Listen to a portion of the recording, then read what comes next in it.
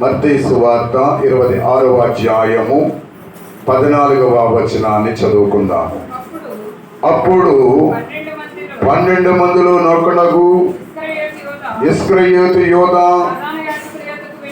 ప్రధాన యాజకుల యొద్దకు వెళ్ళి, నేను ఆయనను మీకు అప్పగించిన ఎడల నాకేమి ఇత్తురని వారిని అడిగెను.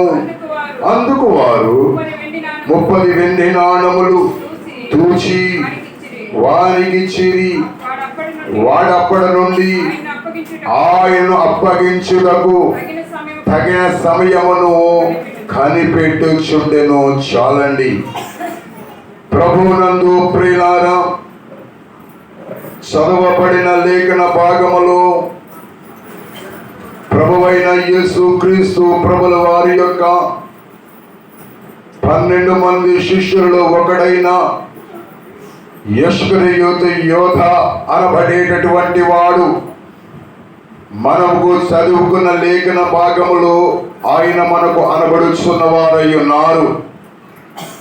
శిష్యుల్లో ఒకడైన అతడు దేవునికి దూరమవుట, దేవుని సహవాసమునకు దూరమవుట మనము లేఖన భాగములో చదువుకున్న వారమై ఉన్నాము.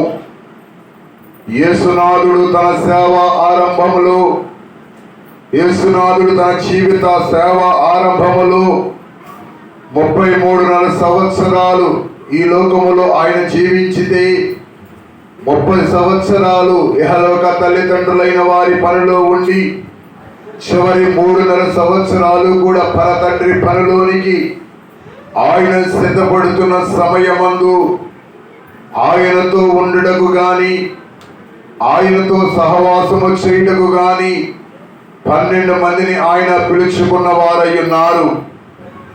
ఆ 12 మందిని కూడా యేసుక్రీస్తు ప్రభుల వారు అభిషేకించిన వారై ఉన్నారు. అభిషేకించబడిన తరువాత వారు యేసుని వెంబడించారు. గొప్ప పండితులైన వారి, మంచి జ్ఞానులైనటువంటి వారి, బలమైన విద్యాభ్యాసము ఎరిగినటువంటి వారు ఎంతమంది లోకములో ఉన్నప్పటికీ కూడా పామరులైనటువంటి, అంటే దేవుని యందు ప్రియమైనటువంటి విశ్వాసులారా, పామరులైనటువంటి వారిని దేవుడు తన పని కొరకు, తన వెంబడించుట కొరకు ఆయన ఎన్నుకొని అభిషేకించిన వారై ఉన్నారు.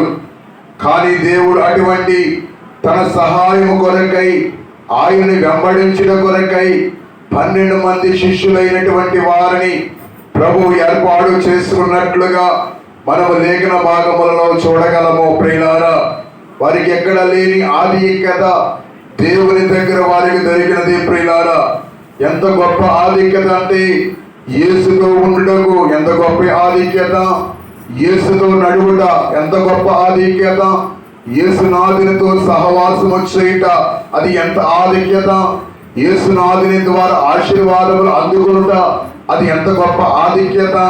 అటువంటి ఆధిక్యతను దేవుడు వారికి ఇచ్చిన వాడై ఉన్నాడు. ఈ లోకములో ఎవరికి లేని భాగ్యమును, ఎవరికి లేని ఆధిక్యతను ఆ 12 మంది శిష్యులుగా ఎన్నుకున్న వారికి దేవుడు ఇచ్చినటువంటి వారై ఉన్నారు. కానీ వారిలో ఒకడు, అతని పేరు యోధ. ఎవరండి అయినా? ఇస్కరియోతు యోధ. అతడు దేవుడిచ్చిన ఆధిక్యతను అతడు పోగొట్టుకున్న వాడై ఉన్నాడు. ఏ ఆధిక్యతను దేవుడిచ్చాడు, ఏ ఆశీర్వాదము దేవుడిచ్చాడు, ఏ సహవాసాన్ని దేవుడిచ్చాడు, ఏ మేలును చేసి దేవుడు పిలుచుకున్నాడు, ఏలో నుండి మేలు పొందుతున్నాడు, వాటినన్నిటినీ కూడా అతడు పోగొట్టుకున్నటువంటి వాడై ఉన్నాడు. ఈనాడు చాలా మంది, దేవుడు చాలా మందికి చాలా కార్యాలు చేశారు. ప్రియులారా, దేవుడు చేసిన కార్యాలు 1, 2 అనబడడానికి లేదు. హీన స్థితిలో ఉన్నప్పుడు ఉన్నతమైన స్థితిలోనికి, బలహీనత స్థితిలో ఉన్నప్పుడు ఆరోగ్య స్థితిలోనికి, లేమి స్థితిలో ఉన్నప్పుడు కలిమి స్థితిలోనికి దేవుడు నడిపించారు. అనేకమైన జనాంగాలను, అనేకమైన ప్రజలైనటువంటి వారికి దేవుడు అనేకమైన ఆధిక్యతలు ఇచ్చిన వారై ఉన్నారు. ప్రతి వారు కూడా వారి కుటుంబాలలో ఆధిక్యతను సంపాదించుకున్నారు. వారి బంధువుల మధ్య ఆధిక్యతను సంపాదించుకున్నారు. వారి స్నేహితుల మధ్య ఆధిక్యతను సంపాదించుకున్నారు. ఈ లోకములో ఒక ఉన్నతమైనటువంటి స్థితిలోనికి గొప్ప ఆశీర్వాదములను దేవుడు వారికి, ప్రతి మానవుడికి ఇచ్చిన వారన్నారు. కానీ కొంతమంది అయితే, అందరంటే నేను కుదరదు, కానీ కొంతమంది అయితే దేవుడిచ్చిన ఆశీర్వాదములు, దేవుడిచ్చిన ఆధిక్యతలు, దేవుడిచ్చిన అభివృద్ధి, దేవుడిచ్చినటువంటి సంతోషము, దేవుడిచ్చినటువంటి సమాధానమును కొంతమంది పోగొట్టుకున్నటువంటి వారై ఉన్నారు, పోగొట్టుకున్న వారై ఉన్నారు. ఈ దినము ఒకానొక సమయంలో ఉన్నతమైన స్థితిలో ఉన్నవారు ఈనాడు కాలములో పేదరికములోనికి వెళ్ళిపోయిన వారు మన కళ్ళ ముందర మనకు కనబడుచున్నటువంటి వారై ఉన్నారు. అయితే నేనంటాను, దేవుని సేవకునిగా బైబిల్ గ్రంథములో దేవుని ఆశీర్వాదములు, దేవుడిచ్చిన మేలులు, దేవుడిచ్చిన సంతోషములు, దేవుడిచ్చిన ఆధిక్యతలను పోగొట్టుకున్న వారు బైబిల్ గ్రంథంలో కొంతమంది కనబడుచున్నారు. అంటే ఎందుకు ఆశీర్వాదములే? ఇక్కడ వచ్చిన వారందరూ కోరుకునేది ఏమిటి?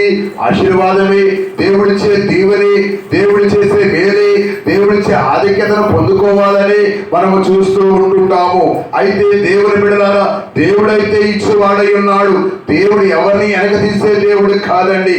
దేవుడు ఎవరికి కొదువు చేసే దేవుడు కాదండి. అటువంటి దేవుడు మరొక పర్యాయము నీతో నాతో మాట్లాడి వాక్యము ద్వారా మాట్లాడే మాట ఏమిటంటే, నేను ఇచ్చే ఆశీర్వాదములు చాలా మంది పోగొట్టుకుంటున్నారు, కోల్పోతున్న వారై ఉన్నారు. ఆశీర్వాదములను చేయి చార్చుకొనిచున్నటువంటి వారై ఉన్నారు. గత కాలంలో ఏ స్థితిలో ఉన్న వారిని పైకి లేవనేస్తే మరలా ఆ స్థితిలోనికి వెళ్ళిపోయిన వారు కూడా బైబిల్ గ్రంథములో కనబడుచున్నటువంటి వారై ఉన్నారు. అయితే మనము ఈ దినము, ఈ 3వ దినము మనము నేర్చుకోవలసిన పాఠం ఏమిటంటే, దేవుడిచ్చిన ఆధిక్యతను పోగొట్టుకున్న వారిని చూసి ఆ విధముగా మనము ఉండకుండా, ఆ విధముగా మనము నడుచుకోకుండా, ఆ విధముగా దేవుడిచ్చిన దాన్ని మనము కోల్పోకుండా, దేవుడిచ్చిన వాటిని మనము ఏ రీతిగా కాపాడుకోవాలో కొన్ని విషయాలు, సమయము కొంచెముగా ఉన్నది కనుక కొన్ని విషయాలు దేవుని గ్రంథములో నుండి మనము జ్ఞానము చేసుకుందాము ప్రియులారా. దేవుని జీవ గ్రంథములో నుండి దేవుడిచ్చిన ఆధిక్యతను, దేవుడిచ్చిన ఆశీర్వాదములను, దేవుడిచ్చినటువంటి అభివృద్ధిని పాడు చేసుకున్నటువంటి వారు ఎవరు? వారు చదువుకుందాము లేఖన భాగము ద్వారా. ఆదికాండమండి 3వ అధ్యాయము, ఆదికాండము 3వ అధ్యాయము 23వ వచనం అండి. దేవుడైన యెహోవా అతడు ఏ నేల నుండి దానిని చేర్చుపరచుటకు ఏదేను తోటలో నుండి అతనిని పంపివేసెను. ఎవరండి అతడు? ప్రభువునందు ప్రియులారా, ఎవరు ఏదేను తోటలో నుండి దేవుని ద్వారా పంపివేయబడ్డాడు, దేవుని సహవాసములో నుండి అతడు త్రోసివేయబడ్డాడు, దేవుని ఆధిక్యత ఇచ్చిన ఆధిక్యతను కోల్పోయిన వాడు ఎవరండి? ఆయనగా ఆదాము గారు. ప్రియులారా, దేవుని యందు ప్రియమైనటువంటి విశ్వాసులారా, అసలు ఆదాము అంటే ఎవరండి? జనము లేనివాడు. ఆదాము ఎవరంటే పుట్టుక లేనటువంటి వాడు. ఆదాము ఎవరంటే బాల్యము లేనటువంటి వాడు. ఆదాము ఎవరంటే తల్లి లేనటువంటి వాడు. ఆదాము ఎవరంటే మొట్టమొదటి మానవుడు. ఆదాము ఎవరంటే దేవుని ద్వారా బొమ్మను చేసి, దేవుని ద్వారా మట్టి నిర్మాణము చేయబడి, బొమ్మ రూపములో చేయబడి, దేవుడు అతని నాసిక రంధ్రములో నుండి జీవాయువును ఊదిన మనుష్యుడు ప్రియులారా ఆదాము. ఆదాముకు దేవుడు ఎంత ఆధిక్యత ఇచ్చాడు మనం ఏమి మళ్ళీ జ్ఞానం చేయవలసిన, మనం అందరం ఎరిగిన వారవి. ఎంత ఆధిక్యత ఇచ్చాడంటే, ఒక దేవునితో నరుడు సహవాసము చేయుట ఎంత ఆధిక్యత అండి! ఆధిక్యత కాదా? దేవుని యందు ప్రియమైనటువంటి విశ్వాసులారా, సాయంకాల మాటలు సంధ్యవేళ సమయములో దేవుడి పరలోకములో నుండి దిగి వచ్చి ఒక నరుడితో సహవాసము చేయుట, పరలోకపు మాటలు, పరలోకపు మర్మాలు అన్నిటినీ కూడా ఇతరులకు తెలియచేయుట, చక్కగా ముచ్చటించుకొని ఆ కార్యములను సిద్ధపరచుకొని ఆ విధముగా నడుచుట, అది గొప్ప ఆధిక్యత ఉన్నది ప్రియులారా. దేవునికి స్తోత్రం, హల్లెలూయా. అటువంటి ఆధిక్యతను పొందినటువంటి మానవుడు ప్రియులారా, ఆ మానవుడు చూసి సాతాను కూడా భయపడ్డాడు. భయపడలేదండి? ఆదామును చూచి సాతాను కూడా భయపడ్డాడు. ఏదేనులోనికి రావాలని, ఏదేనులో ఉన్న మానవుడు ఈ సంతోషాన్ని చెరపాలని ఎన్ని విధానాలుగా సాతానుడు చూసినప్పటికీ కూడా ఆదామును చూసేసరికి సాతానుడు భయపడేటటువంటి వాడు. ఎందుకు అతనికి అంత భయం వచ్చేదంటే అతడు దైవ రూపమును కలిగిన వాడై ఉన్నాడు. దైవ జీవాయువు అతనిలో ఉన్నది కనుక అతడిని చూసి సాతానుగాడు ఏం చేయబడ్డాడు? భయపడేటటువంటి వాడై ఉన్నాడు. అయితే దేవుని యందు ప్రియమైనటువంటి విశ్వాసులారా, అటువంటి భయపడుతున్న ఆ సాతానుగాడు ఏమైనా సరే అతన్ని లోపరుచుకోవాలని, ఎవరిని? ఆదామును లోపరుచుకోవాల్సి వచ్చింది. కానీ ఎన్ని ప్రయత్నాలు చేసినా సాతానుకు అతడు ఏమాత్రము లోబడి కాలేదు ప్రియులారా, లోబడలేదు ప్రియులారా. లోబడకపోవటను బట్టి సాతాను వనము చుట్టూ తిరుగుతున్నాడు. ఏ చుట్టాడమ్మా? ఏదేను వనము చుట్టూ తిరుగుతున్నాడు.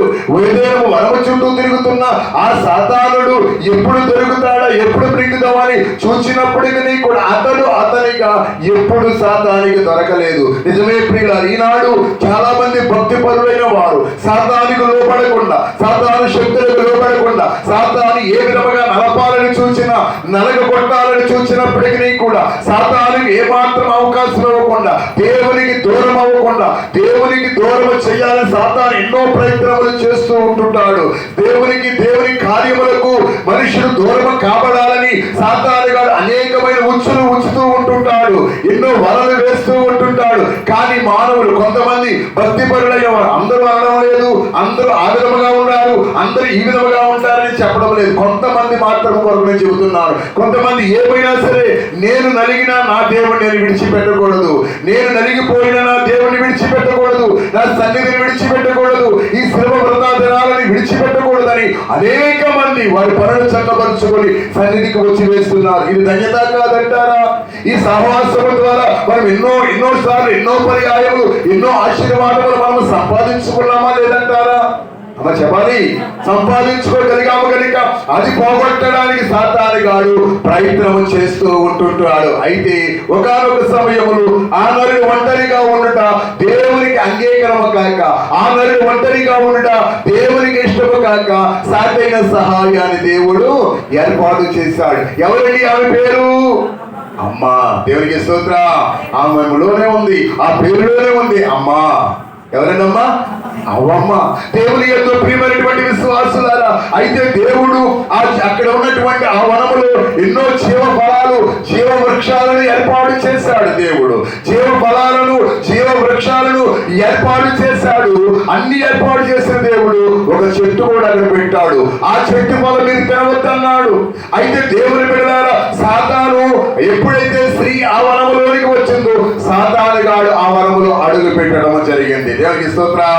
అడుగు పెట్టుటను బట్టి సాతానుకు ఆ స్త్రీ లోబడుటను బట్టి, ఆ స్త్రీకి ఆదాము లోబడుటను బట్టి, స్త్రీ ముందర సాతానుకు స్త్రీ లోబడింది, ఆ స్త్రీ తర్వాత ఆ స్త్రీకి ఆ మానవుడైనటువంటి ఆదాము లోబడినటువంటి వాడై ఉన్నాడు. ఆ ఇద్దరు కూడా ఏం చేశారు? దేవుడు ఏదైతే, ఏ పండు అయితే తినవద్దన్నాడు, ఏ పండు అయితే సేకరించవద్దన్నాడు, ఎన్నో ఫలాలు ఇచ్చాడు. ఆకలి తీర్చే ఫలాలు ఇచ్చాడు, సంతోషాన్ని ఇచ్చే ఫలాలు ఇచ్చాడు, మధురమైన ఫలాలు ఇచ్చాడు. ఒక సాతాను మాట విని ఆ ఫలమును విడిచి దేవుడు తినవద్దన్న ఫలము వారు తినటను బట్టి ఏమయ్యారంటే దేవుని ద్వారా వనములో నుండి గంటి వేయబడ్డారు. నేనంటాను ఒకటే మాట, ఎందుకు వనములో నుండి వారు గంటి వేయబడ్డారు? ఎందుకు దేవుని సహవాసములో నుండి వారు గంటి వేయబడ్డారంటే దురాశ ద్వారా. ఏ ఆశ? దురాశ. ఏమంది సాతాను వారితోటి? అమ్మా ఏమంది? ఈ పండు తింటే నీ దేవుని కంటే మీరు గొప్పవారైపోతారు, దేవతలైపోతారు అన్నప్పుడు ఆ మాటకు, అంటే దేవుని కంట దేవుడు ఏమైనా తక్కువ చేశారు వాడికి? ఏ విషయంలో దేవుడు తక్కువ చేయలేదు. ఏ సందర్భంలో కూడా ఏది లోటు దేవుడు చేయలేదు. అటువంటి స్థితిలో వచ్చిన దేవుడు ఆయన మాట లేకుండా సాతాను మాటకు లోబడిటను బట్టి, సాతాను సంబంధమైన ఆలోచనకు లోబడిటను బట్టి వారు ఏమి చేయబడ్డారంటే దురాశకు లోను కాబడ్డారు. దురాశకు లోబడిటను బట్టి ఆదాము అవ్వలైనటువంటి వారు ఆధిక్యతను పోగొట్టుకున్నారు. ఎంత ఆధిక్యత దేవుడిచ్చాడు దేవుడు వారికి! ఎంత ఆధిక్యత అంటే ఒక నరుడితో దేవుడు మాట్లాడుట, ఒక నరుడితో దేవుడు సహవాసము చేయుట, ఒక నరుడితో యోగక్షేమాలు తెలుసుకుట, ముచ్చటించుట, ఇదంతా పెద్ద ఆధిక్యత కదా. ఈనాడు క్రైస్తవత్వము అనబడేటటువంటిది కూడా ఆ విధముగానే తయారైంది ప్రియులారా. ఎప్పుడు ప్రార్థనలేనా, ఎప్పుడు సన్నిధేనా, ఎప్పుడు వాక్యాలేనా, ఎప్పుడు పాటలేనా, ఎప్పుడు దేవుని స్వరమేనా. ఇక లోకములో మాకు బంధువులు లేరా, లోకములో మాకు స్నేహితులు లేరా, లోకములో మాకు పనిపాటలు లేవా? ఆ శక్తి ఎక్కడది? ఆ పని చేసిన శక్తి ఎక్కడది? నువ్వు లోకంలో జీవించుతున్నావే, ఈ శరీరంలో ఇచ్చిన ఆరోగ్యం ఎక్కడది? అది దేవుడిచ్చింది కాదా? దేవుడి దినము దేవునికి ఇవ్వద్దా? దేవుడి దినము దేవునికి ఇవ్వకపోవటం బట్టి, దేవుడి ఆజ్ఞను అతిక్రమించడం బట్టి ఈనాడు మానవులైనటువంటి వారు దేవుడిచ్చిన ఆధిక్యతలను పోగొట్టుకుంటున్నారు అనుకుంటారు. చాలా మంది అనుకుంటారు. ఏమనుకుంటారంటే, వాళ్ళు కష్టపడుతున్నారు, మనము కష్టపడుతున్నాము, వారు శ్రమిస్తున్నారు, మనము శ్రమిస్తున్నాము, వారు పాటుపడుతున్నారు, మనము పాటుపడుతున్నాము అనే ఆలోచన మానవుల్లోనికి వచ్చి వారితో వీరు పోల్చుకుంటారు. కాదు. లోకముతో మనం ఏమాత్రము పోల్చుకోకూడదండి. ఎవరితో పోల్చుకోవాలంటే దేవుని సహవాసముతో పోల్చుకోవాలి. దేవుడిచ్చిన ఆధిక్యతను మనము కాపాడుకోవాలంటే మనలో ఉండకూడదు దేవుడంటే దురాశ. దేవునికి స్తోత్రం. దురాశ అనబడే విత్తనము నీ హృదయంలో పడినదంటే, దురాశ అనబడేటటువంటి విత్తనము నీ మదిలో నాటబడినదంటే, దురాశ అనబడే విత్తనము నీ తలంతులో నాటబడినదంటే నీ వనమనంతటిని కూడా అది పాడు చేసేస్తుంది. దేవునికి స్తోత్రం. చేలో కలుపు మొక్కలు దిగుతూ ఉంటాయి, మొలుస్తూ ఉంటుంటాయి. కలుపు మొక్క ఒర్రి మొద్దు కన్నా కూడా పుష్పాలు చాలా బాగుంటాయి, అందంగా కనబడతాయి, అలంకరణగా కనబడతాయి. దాన్ని ఉంచుతామా?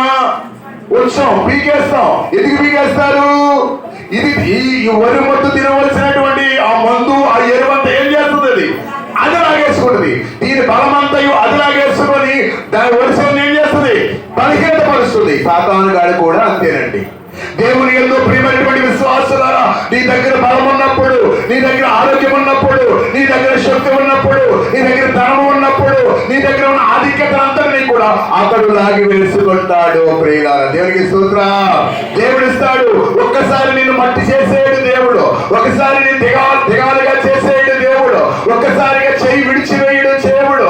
అటువంటి సమయంలో సాతాను గాడు దేవుడిచ్చిన ఆధిక్యతలను తన ఆధిక్యతలుగా అనేకుల మధ్య మనం నిలబెట్టి ఇది నా వల్లే జరిగింది అన్నట్లుగా అది ప్రవర్తించి దేవుని మహిమను కోల్పోనట్లుగా, దేవుని ఆధిక్యతను కోల్పోనట్లుగా సాతాను చేస్తూ ఉంటుంటాడు. ప్రియులారా, అయితే నేనంటాను, మీ తండ్రిగా నేను చెప్పే మాట ఏమిటంటే, ఈనాడు అనేక మంది లోక సంబంధమైనటువంటివి ఆశించి దేవునికి దూరం అయిపోతున్నారు, దేవుని సన్నిధికి దూరం అవుతున్నారు, దేవుని కార్యాలకు దూరం అవుతున్నారు, దేవుడిచ్చిన ఆరోగ్యాన్ని విడిచిపెడుతున్నారు, దేవుడిచ్చిన ఆధిక్యతను దేవుడు విడిచిపెడుతున్న వారై ఉన్నారు. కావున నా ప్రియ సహోదరుడా, నా ప్రియ సహోదరి, సన్నిధిలో ఉన్న నీవు కానీ, ఈ వర్తమానం విడుచున్నటువంటి విశ్వాసులు కానీ ఎవరైనా సరే నేను చెప్పే మాట ఒకటి, దైవ సేవకునిగా నేను చెప్పే మాట ఏమిటంటే, మనలో మొదటిగా ఉండకూడదు ఏమిటంటే దురాశ. దేవునికి స్తోత్రం. దురాశ అనబడే విత్తనము నీ హృదయంలో ఉన్నప్పుడు ఒక సంతోషాన్ని పాడు చేయాలి, ఒక కుటుంబాన్ని పాడు చేయాలి, ఒక ఆనందాన్ని పాడు చేయాలి తలంతో నీకు వచ్చినప్పుడు దేవుడు నీ నాశనమును నీవే పోయి తీసుకున్నట్లుగా. దేవునికి స్తోత్రం.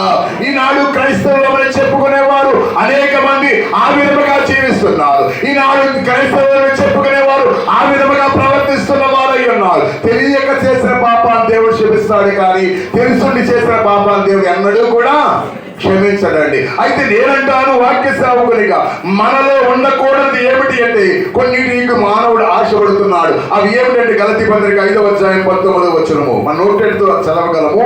గలతీ పత్రిక 5వ అధ్యాయం పత్రిక పాఠములో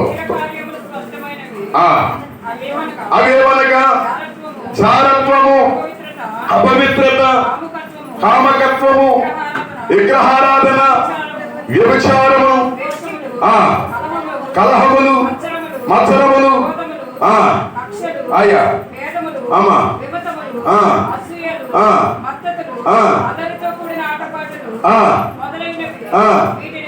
వీటిని గూర్చి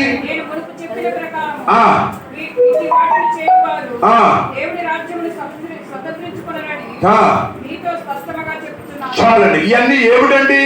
లోక సంబంధమైనటువంటి ఆశించేటటువంటి ఈ ఫలాలు ఉన్నాయి చూసారా? ఈ లోక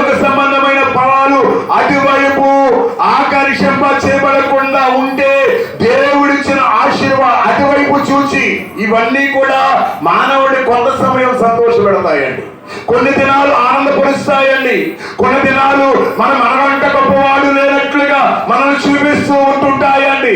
అయితే ఇవి ఏమి చేస్తాయంటే వీటికి లోబడిన వారు దేవుని ఆధిక్యతను కోల్పోతారు. ఏం చేయబడతారన్నమా? దేవుడు ఏ ఆధిక్యత ఇచ్చాడు?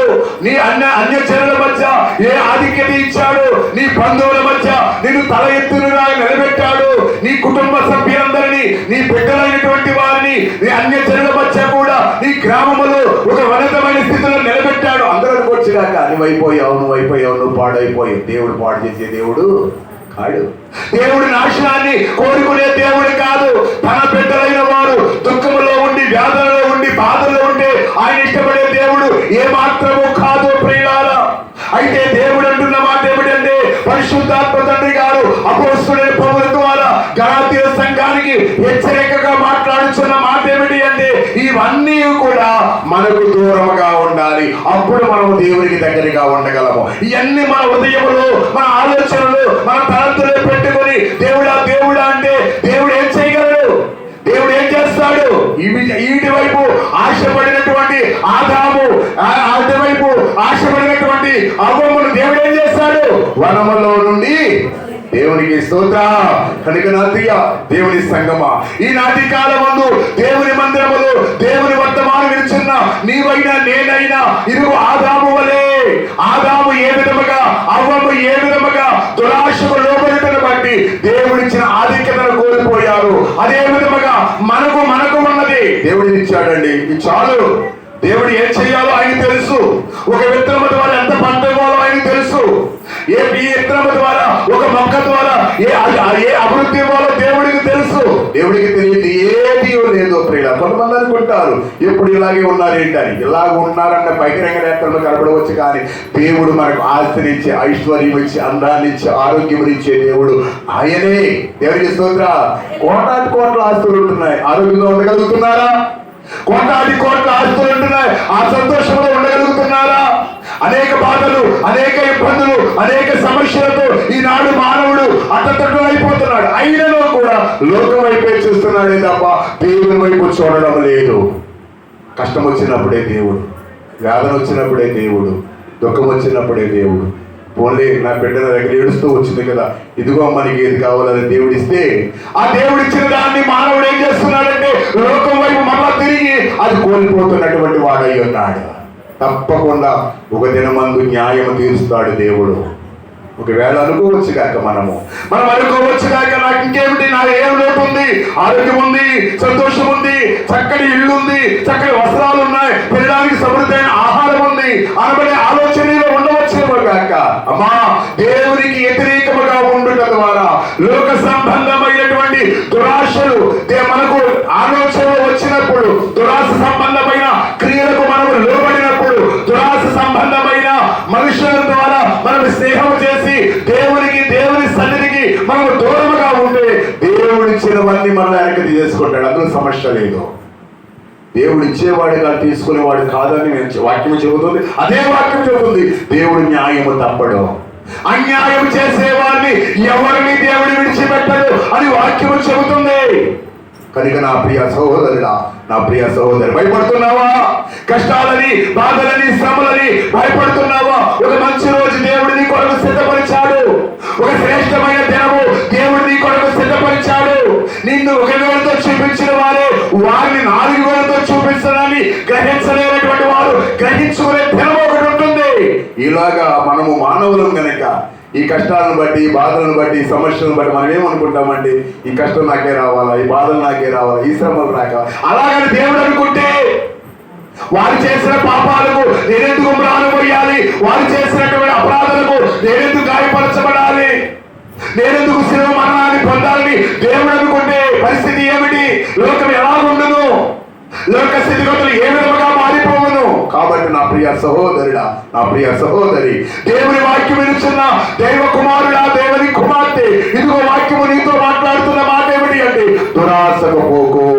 దురాశకు పోతే దేవుడిచ్చిన ఆధిక్యతను కోల్పోతావు. నీ గర్వము నిన్ను నాశనమునకు నడిపివేస్తుంది. జాగ్రత్త. అది మొదటిది అండి. ఇక రెండవదిగా దేవుడిచ్చిన ఆధిక్యతను కోల్పోయినటువంటి బైబిల్ గ్రంథంలో ఉన్న మరొకరు చూపించాలని ఆశపడుతున్నాను. సమూయేలు మొదటి గ్రంథం అండి. సమూయేలు మొదటి గ్రంథము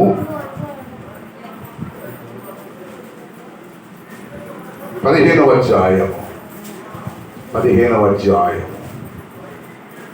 17వ వచనం చదువమ్మా. అందుకు సమూయేలు, నీ దృష్టికి నీవు అల్పుడుగా ఉన్నప్పుడు ఇశ్రాయేలు గోత్రములకు శిరస్సవైతివి.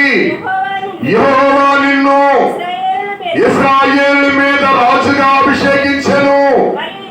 మరియు యెహోవా నీవు పోయి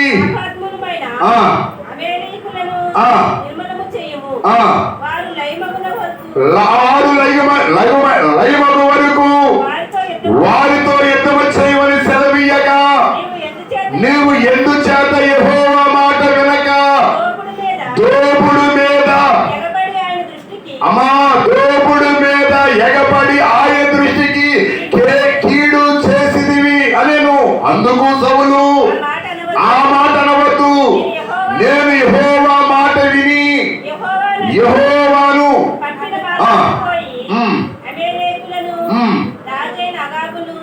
తీసుకుని వచ్చి తిని కాని అమాలేకులను నిర్మూలము చేసి తిని. అయితే గిల్గాలులోని దేవుడైన యెహోవాకు బలి అర్పించుటకై జనులు సమితిమిలగుల గొర్రెలను ఎడ్లను ముఖ్యమైన వాటిని తీసుకుని వచ్చిరని సమూయేలుతో చెప్పింది. చాలండి. దేవుని యందు ప్రియమైనటువంటి విశ్వాసులారా, ఇది సమూయేలు ప్రవక్త సౌలు అనే రాజుతో మాట్లాడుచున్నాడు. ఎవరండి ఆ సౌలు? ఎవరంటే ఇశ్రాయేలు ప్రజలైనటువంటి వారు ఐగుప్తులో నుండి బయటికి వచ్చిన తరువాత న్యాయాధిపతులైన వారు వారు ఏలేవారు. న్యాయాధిపతులైనటువంటి వారు వారిని వెళ్తూ ఉండేటువంటి సమయంలో అది చూసిన దేవుడు సౌలును రాజుగా చేశాడు. సమూయేలును ప్రవక్తను పంపించి అభిషేకించి రాజులుగా చేశాడు. రాజసింహాసనం మీద సౌలును కూర్చుండబెట్టాడు. రాజ కిరీటాన్ని ఆయన శిరస్సు మీద పెట్టాడు. రాజ అభిషేకముగా సమూయేలు ద్వారా దేవుడు అభిషేకింప చేశాడు. సింహాసనం మీద కూర్చున్నప్పుడు అతడు ఆధిక్యత సంపాదించుకున్నాడు. సింహాసనం మీద కూర్చున్నప్పుడు రాజుగా ఏర్పాటు చేయబడినప్పుడు ప్రజల మధ్య మంచి ప్రేరణ సంపాదించుకోగలిగాడు. కుటుంబము సంతోషముగా ఉన్నది. కుటుంబము ఆధిక్యతలోనికి వెళ్ళిపోయింది. కుటుంబం ఉన్నతమైన స్థితిలోనికి వెళ్ళిపోయింది. అప్పుడు దేవుడు ఒక మాట అన్నాడు, ఫలానా వారి మీదకి యుద్ధానికి వెళ్ళు, ఆ యుద్ధంలో నీవు జయము పొందుతావు. ఆ జయము పొందిన తరువాత ఆ దేశంలో ఉన్నది దేనిని నీవు తీసుకురాకు అంటాడు అని చెబుతాడు. అయితే దేవుని బిడ్డలారా, సౌలు చేసిన పని ఏమిటి అంటే యుద్ధానికి వెళ్ళాడు, యుద్ధ సైనికులు తీసుకువెళ్ళాడు, యుద్ధం చేశాడు. అవతల వారు ఓడిపోయారు. దేవుడు ఇతర పక్షముగా ఉండటం బట్టి దేవుడు ఏం చేశాడు? జయమునిచ్చాడు. దేవుడు ఈ పక్షముగా ఉన్నాడు కానీ జయమిచ్చాడు. జయమిచ్చిన పిమ్మట దేవుడు ఏం చెప్పాడు? అక్కడి నుండి ఏది తీసుకురావద్దన్నాడు. అయితే అతడే చేసిన పని ఏమిటి? దేవుని మాటను ధిక్కరించుట. ఏం చేశాడమ్మా? ఆదాము ఏం చేశాడు? ఆదాము అవ్వలు ఏం చేశారు? దురాశకు లోబడిన వారై ఉన్నారు. వద్దన్న పని ఆ దురాశకు దేవుడి కంటే గొప్పవారైపోతామన్నారు కదా, గొప్పవారైపోవాలని దురాశతో ఉన్నాడు. రెండవదిగా ఇక్కడ ఉన్నటువంటి ఈ సౌలు ఉన్నాడు, ఇతడు ఏం కలిగిన వాడై ఉన్నాడు?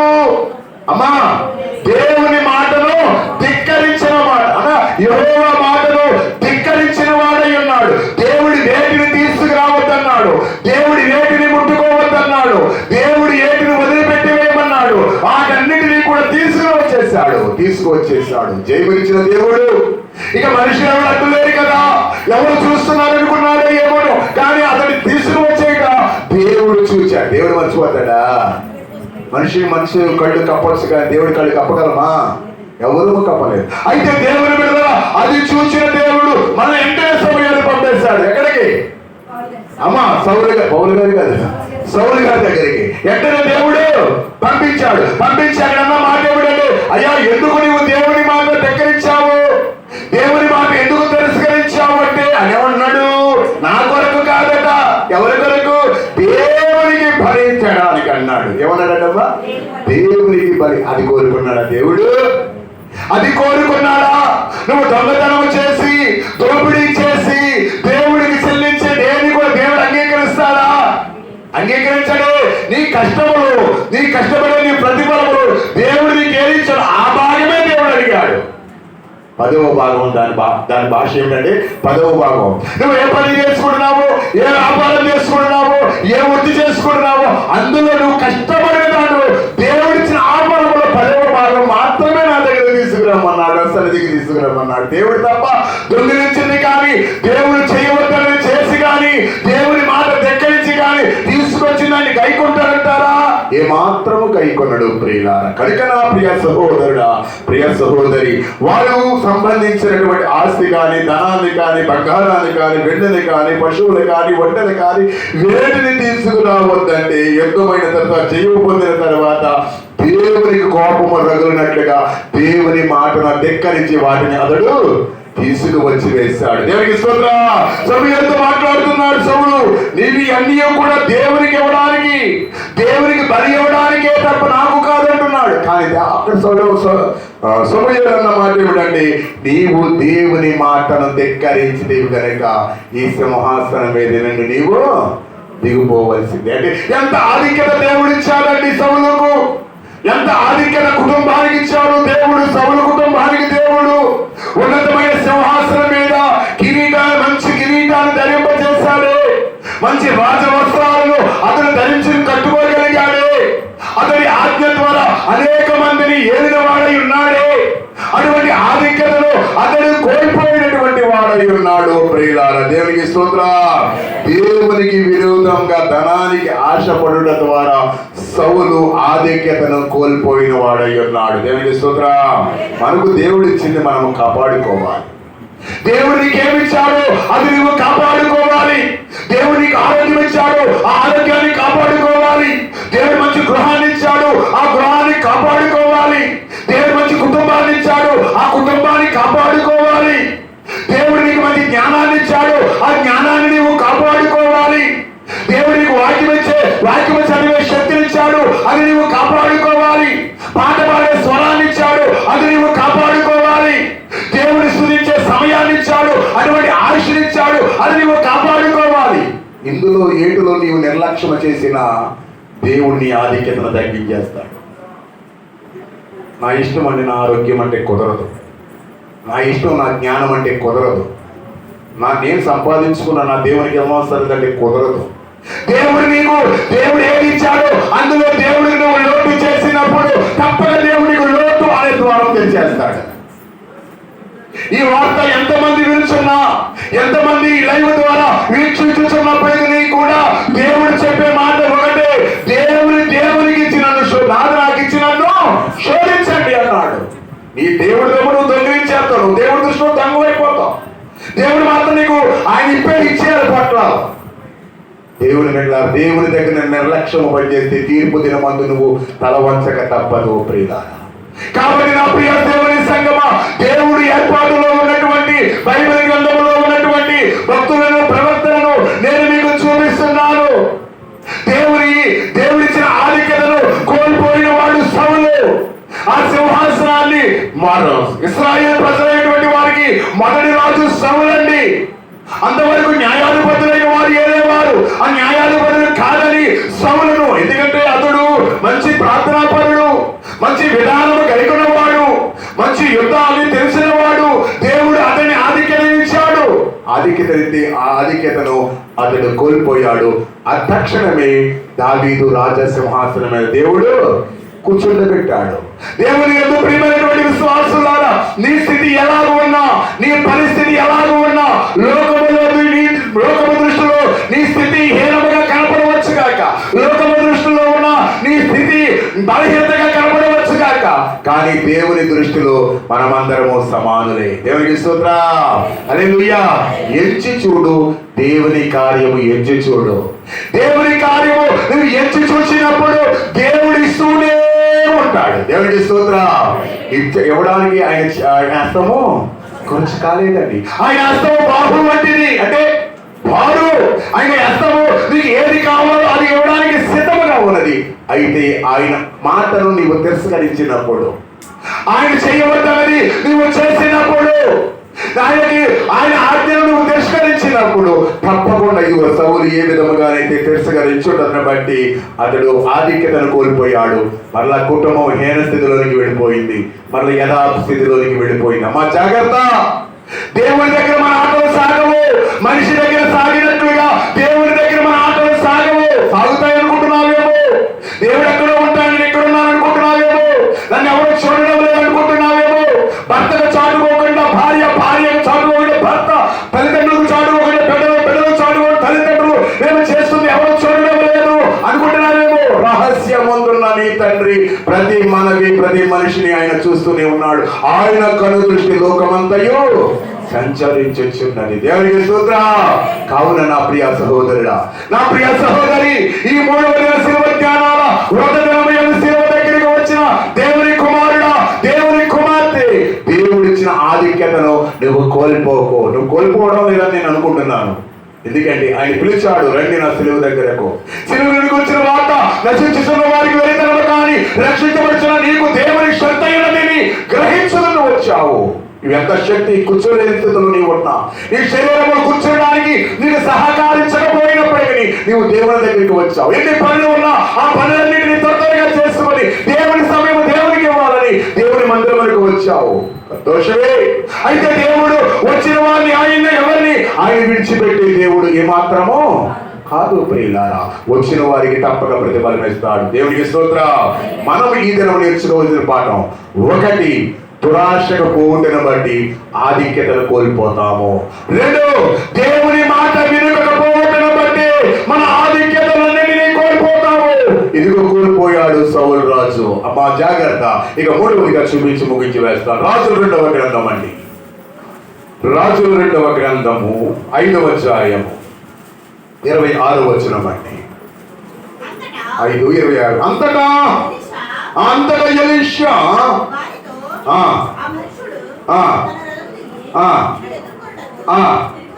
తిరిగి వచ్చినప్పుడు నా మనసు నీతో కూడా రాలేదా? ద్రవ్యమును, వస్త్రములను, ఒలివ చెట్టులను, తోటలను, ద్రాక్ష తోటలను, గొర్రెలను, ఎడ్లను సంపాదించుకొనుటకు ఇది సమయమా? కాబట్టి నయమానము కలిగిన కుష్టి నీకును నీ సంతతి వారికి సర్వకాలము అంటియుండును అని చెప్పగా నాడు కుష్టి కలిగి ఎలీషా ఎదుట నుండి, దేవునికి స్తోత్రం. ఎవరండి ఆయన? గెహాజీ. ఎవరండమ్మా? మర్చిపోయారండి. ఈ మాట చెప్పాను నేను ఒకసారి. దేవుని యందు ప్రియమైనటువంటి విశ్వాసులారా, ఇక 3వదిగా మనకు కనబడుతున్నవాడు ఆధిక్యతను కోల్పోయిన వాడు, దేవుడిచ్చినటువంటి ఆధిక్యతను కోల్పోయిన వాడు, దేవుడిచ్చిన అభివృద్ధిని కోల్పోయినటువంటి వాడు, దేవుడిచ్చిన మంచి పేరును కోల్పోయినటువంటి వాడు గెహాజీ. ప్రియులారా, ఈ గెహాజీ ఒక దైవజనుడి దగ్గర, ఒక ప్రవక్త అయిన ఎలీషా దగ్గర అతను ఉన్న శిష్యుడిగా పనిచేస్తున్నాడు. ఎవరి దగ్గర అమ్మా? ఎవరైనా ఆయన దైవజనుడు. ఎవరండి ఆయన? స్వస్థత వరము కలిగిన దైవజనుడు. ఆ దైవజనుడి దగ్గర పని చేయించున్నాడు ఈ గెహాజీ. ప్రియులారా, ఎలీషా ఆయనకి గురువై ఉన్నాడు. వీరిద్దరూ కూడా మంచి ప్రవర్తన కలిగినటువంటి వారు. ఏలియా దగ్గర శిష్యుడిగా ఉన్న గెహాజీ సిరియా రాజు అయినటువంటి సైన్యాధిపతి అయిన నయమోనుకు కుష్ఠరోగం వచ్చినప్పుడు ఆయన దగ్గర పనిచేసిన ఇశ్రాయేలు చిన్నది, అయ్యా నీ బాధ నేను చూడలేకపోతున్నాను, నీ పుణ్యను నేను చూడలేకపోతున్నాను, బాగు చేసేవాడు యేసు నామమున బాగు చేసేవాడు, ప్రార్థన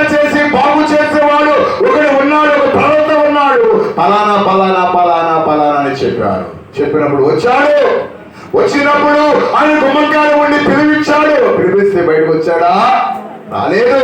అయితే చెప్పిన మాట ఏమిటంటే ఫలానా ఎక్కడ యార్దాను నదిలోనికి వెళ్ళి 7 మార్లు మునగమన్నాడు. 7 మార్లు మునిగాడు. 7 మార్లు మునిగాడా? మొలగలే. మొలగపోతే ముందు ఉండి ఎన్ని చరిత్ర మనకు తెలుస్తుంది కనుక లోకేయాలి. సార్ సమయం అయిపోయింది. అంటే నేను చెప్పే మాట ఏమిటి అంటే 7 మార్లు మునిగిన తరువాత అతడు బాగుపడ్డాడు. పసి పిల్లవాడి దేహం వలె ఆయన దేహం తయారైపోయింది. ఎందుకు తయారైంది? అక్కడ దైవజనుని మాటను అతడు విన్నాడు.